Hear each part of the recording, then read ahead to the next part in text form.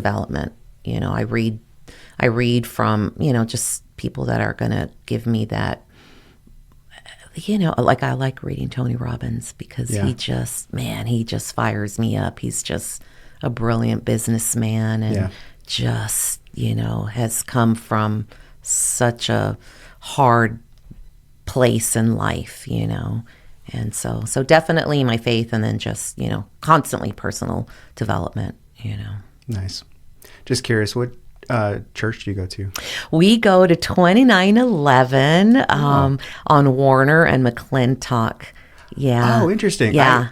So I go to Arizona Community Church, which is ACC? which is on Rural and Warner. Which is like right around the corner. Yeah.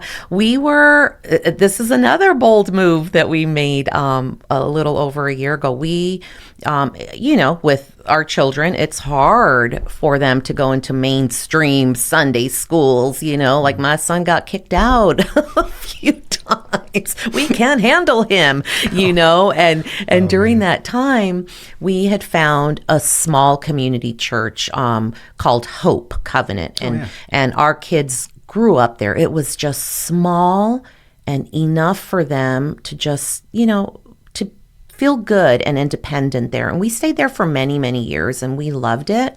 But our young boys started to become men.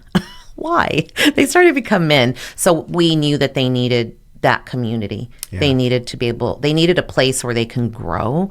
And so that was a really hard decision to leave our church, Hope. Yeah. And then how 2911 came into our lives, it was really divine, and we were meant to be there. I don't think things happen by accident at all. Yeah, and how we landed there was like, wow, I see what you were doing in the background, God. I see this work. And so we're there now for a little over a year. And it was scary. But again, like, we got over that, and then we see the positives coming out of it, and our young men now have a place where they can grow and get mentorship and just develop as young men, in that type of setting, Yeah.